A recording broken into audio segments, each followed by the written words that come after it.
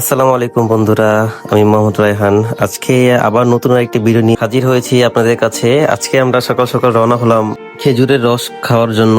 আমরা রওনা হয়েছি খিলগাঁও থেকে। তো আমাদের লোকেশনটা ছিল হলো রূপগঞ্জে। আমরা রওনা হয়েছিলাম ভোর সকাল 5টারও আগে, তো যার কারণে অন্ধকার থাকার কারণে ভিডিও করা হয়নি আর কি।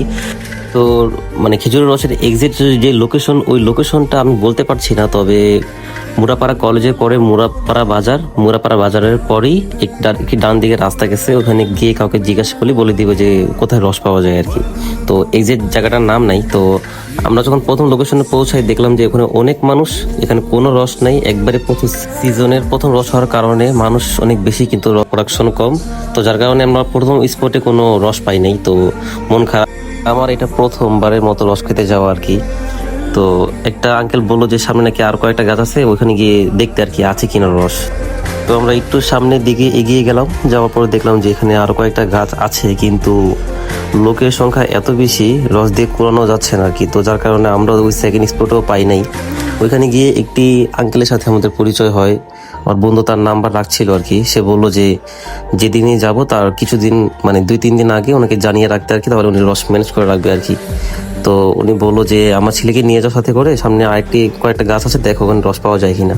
তো আমরা ওখানে হেঁটে হেঁটে যাচ্ছিলাম। তো আমাদের ছোট্ট একটি ভাই, সে আমাদের এগিয়ে নিয়ে যাচ্ছিল। যাওয়ার পরে দেখলাম যে না, ওইখানে কয়েকটা গাছ আছে।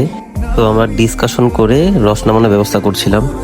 তো ওরা প্রায় 5-6টা গাছে থেকে রস নামিয়েছিল। আমরা অনেক এক্সাইটেড ছিলাম রস খাওয়ার জন্য। তো নিচে দাঁড়িয়ে দাঁড়িয়ে সবাই অপেক্ষা করছিলাম।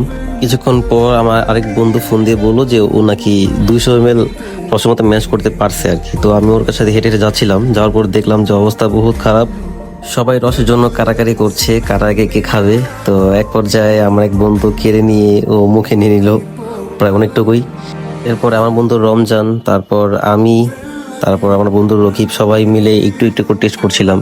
এক পর্যায়ে গাছ থেকে সম্পূর্ণ রস নামানো হলো। পরে আমরা সবাই মিলে একসাথে মন ভরে রস খেলাম।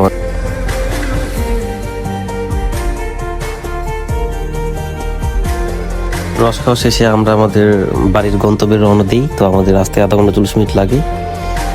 তো এই ছিল আমাদের সম্পূর্ণ জার্নি।